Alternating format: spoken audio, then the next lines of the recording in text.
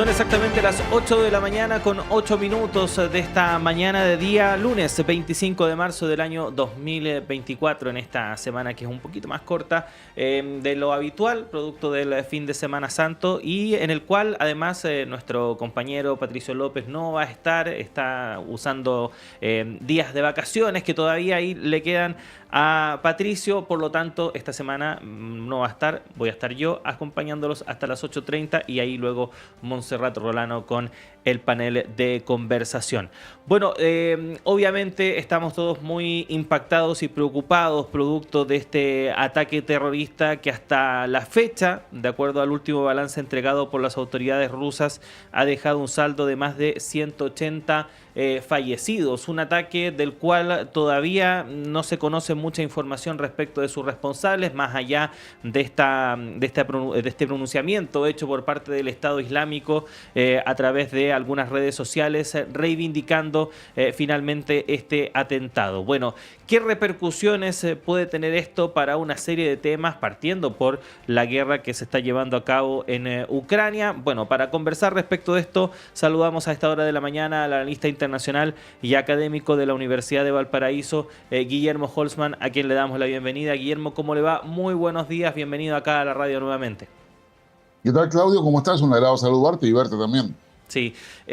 Profesor, preguntarle en primer lugar respecto de este ataque y acerca de quiénes podrían ser los responsables. Está este pronunciamiento hecho por el Estado Islámico, que sabemos también no es una entidad homogénea, tiene diversos facciones repartidos por diversos territorios que se habrían entonces adjudicado la realización de este atentado. De lo que se sabe hasta ahora, ¿qué podríamos inferir o concluir respecto de qué hay detrás de este ataque? A ver, lo primero que nada, vamos a entender que un ataque terrorista en territorio ruso constituye una sorpresa y se suma como elemento más dentro del escenario de conflicto que hay en Ucrania, donde Rusia es la principal potencia que, al ocupar Ucrania con una operación militar especial en su minuto, hoy día lo denomina guerra. A ese cambio de retórica, si se quiere, o de relato, no deja de ser menor porque este ataque terrorista se inserta dentro de un escenario de guerra en consecuencia. Yo creo que hay una primera conclusión importante y que nos da a entender de que la situación en Ucrania no está tan cerca como pensábamos muchos de una solución o un alto al fuego, sino que por el contrario se empieza a expandir hacia otras áreas de confrontación. Dicho eso, este ataque terrorista nos llama la atención por varias razones. Como tú bien decías, uno, que el Estado Islámico se lo haya adjudicado.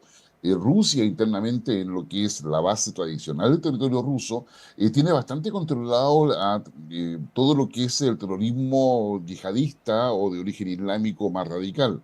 Por lo tanto, tenemos ahí un primer problema en términos de entender qué cosa ha sucedido para que este ataque terrorista se lleve a cabo. Y las hipótesis son las que tú señalas. Primero, asumir de que Estado Islámico, ya sea directamente o a través de los diversos grupos que existen en varias zonas de Rusia, pero bastante alejadas del centro, haya podido realizar todo ese ataque. La segunda hipótesis que está sobre la mesa es que esto haya sido una acción concertada y planificada por el Servicio de Inteligencia ucraniano, que no sería la primera vez que lo hace. Ya tiene por lo menos 2 o 3 ataques ya establecidos en los últimos 2 años contra blancos rusos en Moscú y en ciudades cercanas. Por lo tanto, yo diría todavía hay falta de evidencia para poder conocer efectivamente cuál es el origen real de todo ello. Yo creo que esas son las dos grandes hipótesis que hoy día están sobre la mesa. Uh-huh. Antes de continuar con el ataque en sí, para también otorgar un poco de contexto a nuestros auditores y auditoras, recordar un poco, profesor, lo que es el Estado Islámico, porque efectivamente nos habíamos olvidado un poco de la existencia de este grupo que en su momento tuvo una notoriedad mediática bastante importante, sobre todo por su participación en el conflicto, por ejemplo, en Siria, también lo que había desarrollado en Irak, la serie de atentados también que se adjudicó en territorio europeo. ¿Qué es el Estado Islámico y por qué también es tan difícil identificar dónde están, quiénes están detrás y cómo finalmente se van moviendo en temas de financiamiento, etcétera, etcétera? Uy, ya, pues vamos a tratar de hacerlo Sí, casi brevemente. le estoy pidiendo casi una tesis, profesor, pero bueno, para que, para que, Claro. no, para que a lo mejor se olvidaron un poco de cómo funcionaba este grupo. A ver, digamos, primero entender que en el mundo árabe hay una parte importante de ese mundo árabe que adhiere a la religión islámica, es decir, que sigue el Corán como elemento esencial de su orientación religiosa. Dentro de todo eso hay una minoría, pero créame que es una minoría que establece una interpretación radical del Corán, una interpretación absolutamente integrista, como muchos de ellos le denominan, y que son los que validan el uso de la violencia para poder imponer la visión que ellos tienen del Corán. En esa visión del Corán no existe ninguna posibilidad de que las mujeres estudien, no existe ninguna posibilidad de que alguien tenga una libertad distinta a la que define el líder religioso que está en esa visión integrista. Y consideran a todos los occidentales o a todos aquellos que estamos dentro de la cultura occidental como infieles. Y siendo infieles deben ser eliminados. Por lo tanto, digamos, esa es la visión así, pero muy sintética de lo que es el Estado Islámico. El Estado Islámico, a su vez, o también llamado ISIS, también tiene otros nombres, en la práctica surge dentro de lo que es el conflicto en Siria, la guerra civil en Siria, se expande en Medio Oriente y pasa a ser el elemento central de la guerra contra el terrorismo que patrocina tanto Naciones Unidas como particularmente Estados Unidos y que llevó a una serie de intervenciones dentro de lo que es Medio Oriente. Es bueno señalar que el Estado Islámico, si bien es cierto, no coincide en sus creencias, que son digamos, de origen más bien como chiita, con lo que son los talibanes, que son otra facción. No obstante eso, mantienen contacto y al día de hoy hay por lo menos dos campos de entrenamientos en la frontera que tiene Afganistán con China, o sea, en la zona de Cachemira, efectivamente, donde también está India, ¿no es cierto? Digamos, y el propio Pakistán. El Estado Islámico fue, yo diría, combatido directamente por todas las organizaciones de las potencias occidentales y los organismos financieros internacionales, y el Estado Islámico se dedica particularmente al secuestro, la extorsión, eh, qué sé yo, todo lo que puedan ser el tráfico de personas también es parte de ellos. Ellos, yo diría, tratan de reclutar occidentales a través de redes sociales. También, digamos, secuestran niños y niñas dentro de Occidente para poder reclutarlos y llevarlos a campos de entrenamiento dentro de estos campos que señalábamos hoy día están cercanos a Afganistán o en la frontera o en el borde de ese país.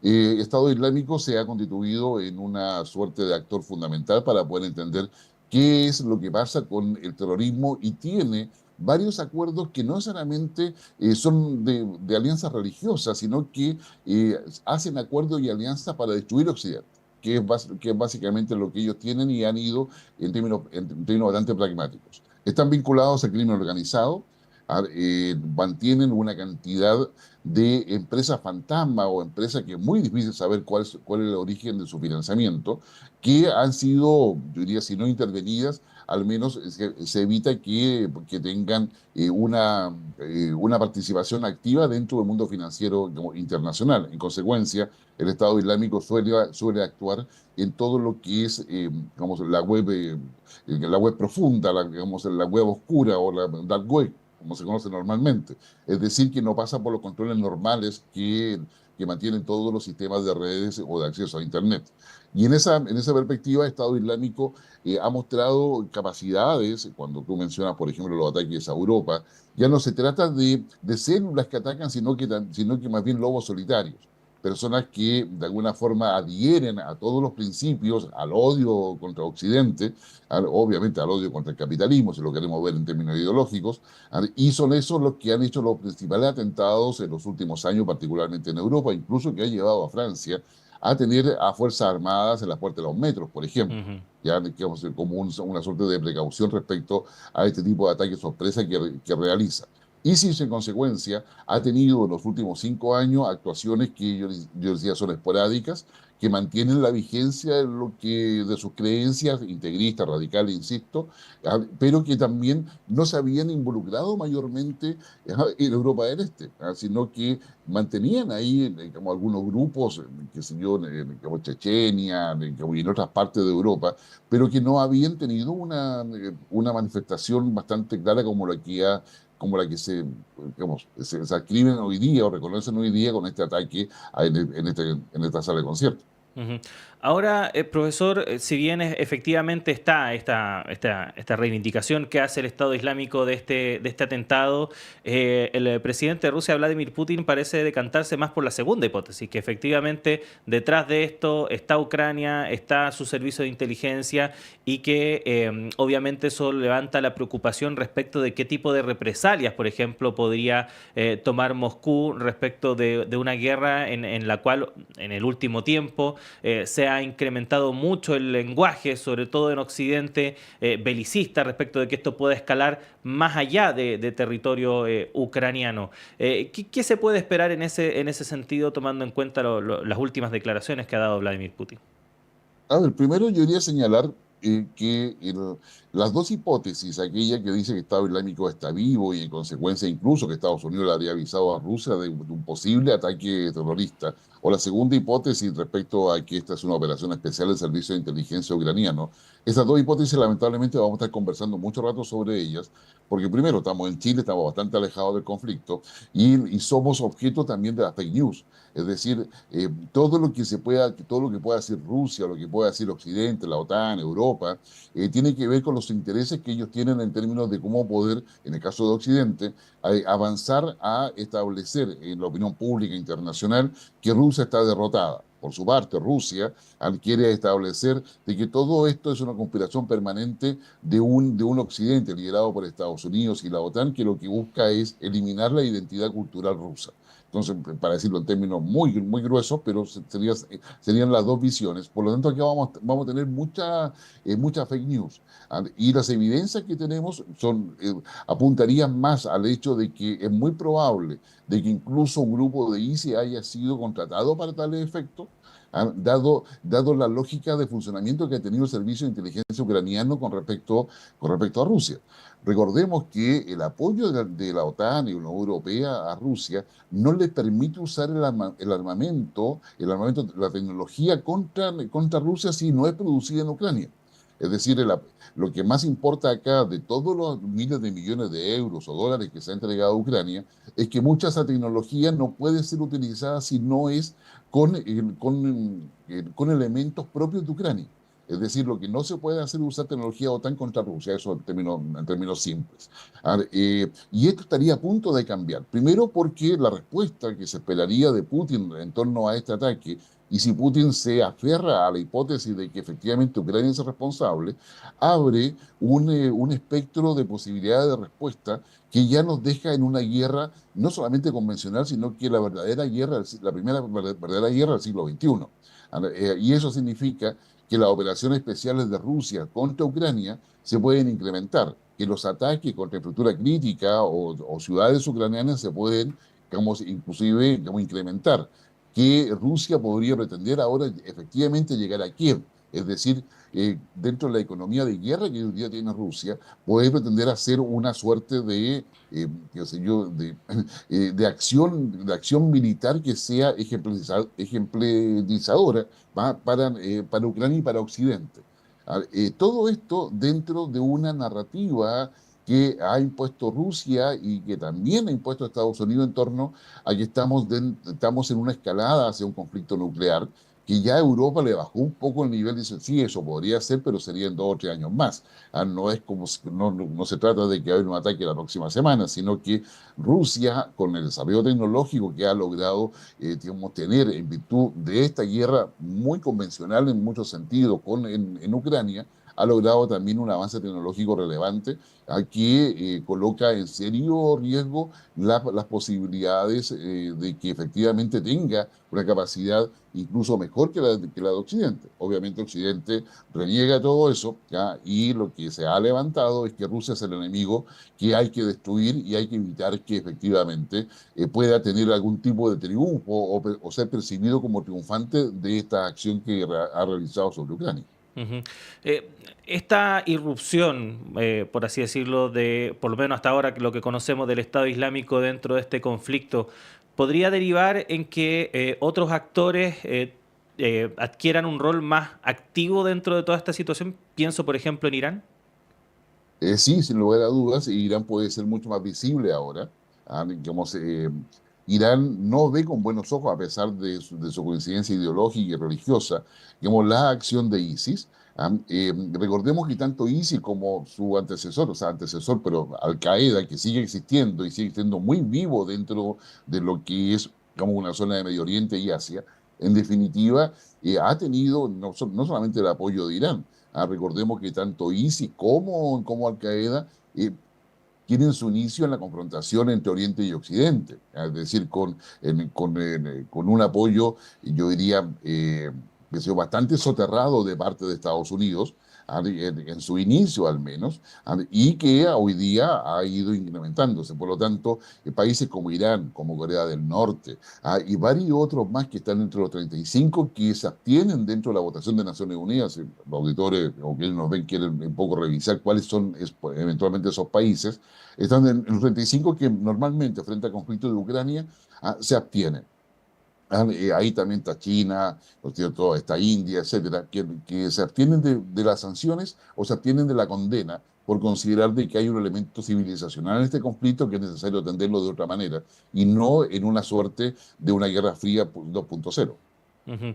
Estamos conversando con el analista internacional, académico de la Universidad de Valparaíso, el profesor Guillermo Holzman, a propósito de, el atentado ocurrido en Moscú durante el fin de semana y, por supuesto, las repercusiones que esto pueda tener a nivel geopolítico en el mundo, particularmente respecto de lo que está ocurriendo en torno a la guerra en Ucrania.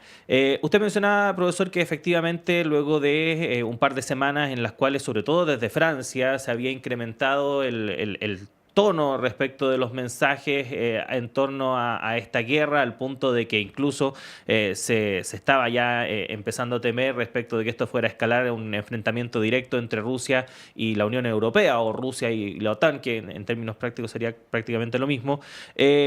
Países como Alemania, como Italia, han bajado un poco el lenguaje, aunque sí comparten la preocupación respecto de que efectivamente aquí hay una situación que resolver hacia futuro.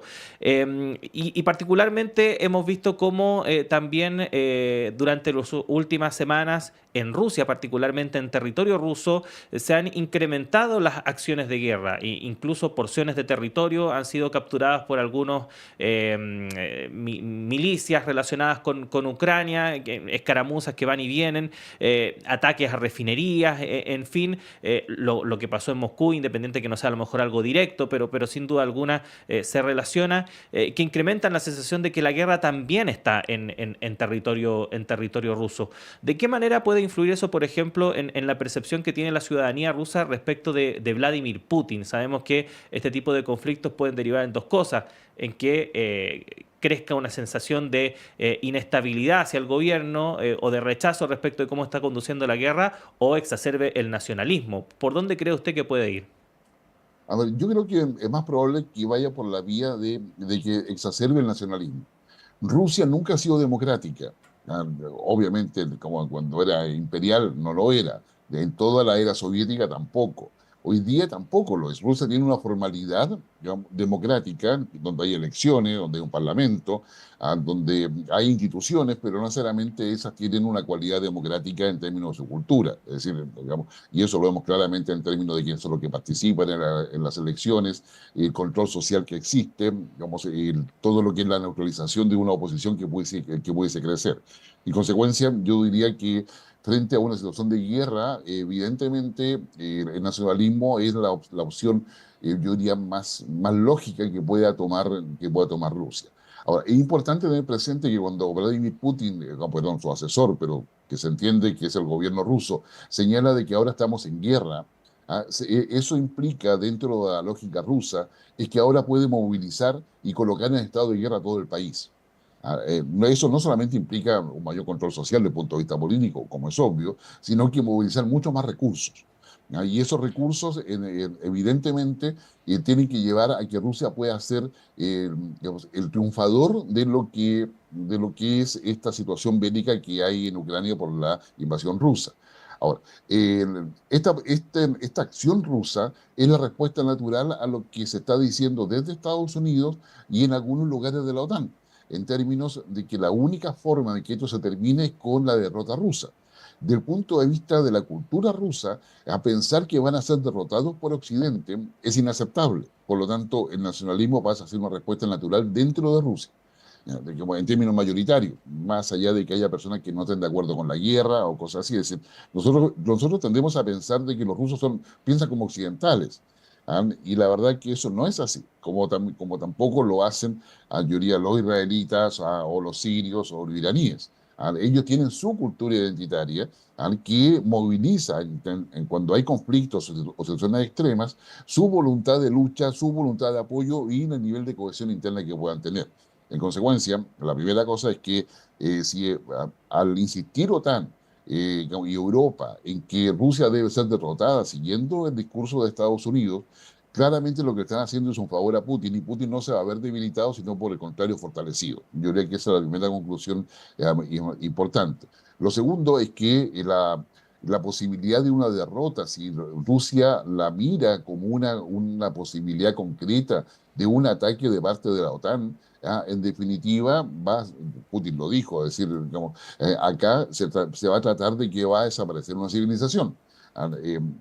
Entonces, lo que uno, desde el punto de vista de análisis, dice cuando los niveles de discurso empiezan a aumentar, en definitiva, lo que se está haciendo es presionar la negociación.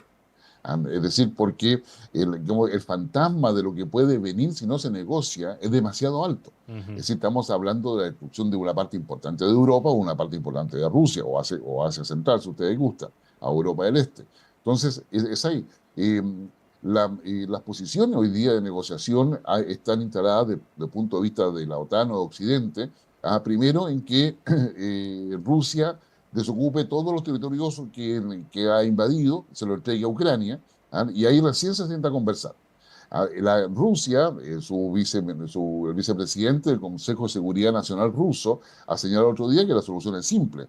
Lo que hay que hacer es que Ucrania desaparezca, por lo tanto una parte queda para Rusia, otra parte queda para Polonia, otra parte queda para Hungría y otra parte queda para Bielorrusia. ¿Ya? Obviamente en esas dos posiciones, ya, la posibilidad de negociación teoría, tiende a cero, por decirlo matemáticamente. Pero sin embargo, ya nuevamente están sobre la mesa la necesidad de la negociación. Alemania, hace alguna hora atrás, ha señalado que no le va a enviar misiles de mayor tecnología a Ucrania. ¿Ya? Está todavía en deuda, y eso no es menor, todo lo que es la entrega de F-16 para que sean pilotados por pilotos ucranianos. Pero Ucrania hoy día tiene serios problemas para poder tener contingente militar y está recurriendo a mercenarios, tal cual lo hace Rusia en todo caso. Es decir, a soldados universales, si quieres verlo de esa manera, que se contratan al mejor postor y que efectivamente poseen la experiencia, etcétera. Pero estamos hablando ya de que se pierde un poco el sentido, no sé, tradicional de una guerra donde son los propios miembros de la sociedad los que concurren al frente de batalla. En este caso estamos hablando de una guerra cada vez más compleja, porque no solamente convencional, es decir, es híbrida. Es una guerra que se da en gran medida en los medios de comunicación internacionales, se da en gran medida a través de tecnologías que desconocemos desde el punto de vista de radar, el punto de vista de drones, el punto de vista de todo lo que es el espectro, electromagnético, que nosotros acá poco lo vemos, pero que pasa a ser fundamentales. Pero al lado de eso también hay un incremento importante de una economía informal a través de crimen organizado, es decir, que está funcionando en Ucrania, que es tráfico de armas, tráfico de personas, que hace cada vez más complejo todo esto, y que si no hay una solución, países como Alemania particularmente, que es muy dependiente de Rusia, que lo era, lo es y lo seguirá siendo, lo más probable por lo que significa la vecindad que tiene Alemania con Rusia, son elementos que empiezan a tomar cada vez más peso, y esa es la razón por la cual varios países europeos empiezan a bajar revoluciones respecto al discurso que han tenido respecto a Rusia. Efectivamente. Bueno, sin duda alguna un tema que va a seguir dando que hablar. Profesor, queremos agradecerle que haya estado con nosotros. Que tenga un buen día. Igualmente para ti, Claudio, un buen día y buena semana. 8:33, hacemos rápidamente una pausa. Ya llega Monserrata Rolano para continuar con esta primera edición de Radio Análisis.